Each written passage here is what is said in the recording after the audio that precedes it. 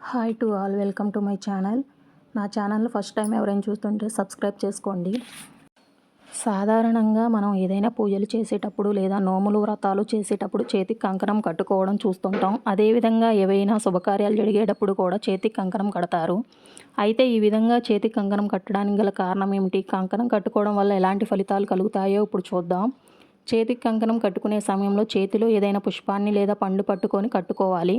ముఖ్యంగా కొబ్బరికాయని చేతిలో పట్టుకొని కంకణం కడతారు. కంకణం చేతికి కట్టుకునేటప్పుడు మనలో దృఢమైన సంకల్పం ఉండాలి. చేతికి కంకణం కట్టుకోవడం వల్ల రక్త ప్రసరణ వ్యవస్థ కూడా మెరుగ్గా ఉంటుందని చెప్పవచ్చు. అయితే ఆడవారు కంకణాన్ని ఎడమ చేతికి, మగవారు కుడి చేతికి కట్టుకోవాలని పండితులు చెబుతున్నారు. వరలక్ష్మి వ్రతం, సత్యనారాయణ స్వామి వ్రతం, గౌరీ పూజ, వివాహం వంటి శుభకార్యాల్లోనూ యజ్ఞయాగాదుల్లోనూ చేతికి కంకణం కట్టుకోవడం ఆచారం. పురుషులకు కుడి చేతికి, స్త్రీలకు ఎడమ చేతికి కంకణం కట్టుకోవడం వలన వారు చేసిన పూజా ఫలం వారికి లభించేందుకు గాను కంకణం ఉన్నంత వరకు మనసు అటు ఇటు పోకుండా పూజ చేశాను అనే భావన మనసులో తొలగిపోకుండా ఉంటుందని పెద్దలు చెబుతారు.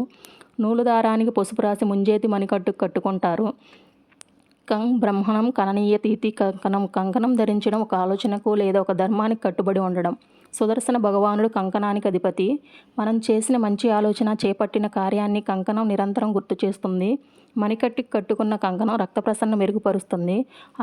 అందువల్లనే పూజా సమయాల్లో, శుభకార్యాల్లో కంకణం తప్పనిసరిగా ధరిస్తారు.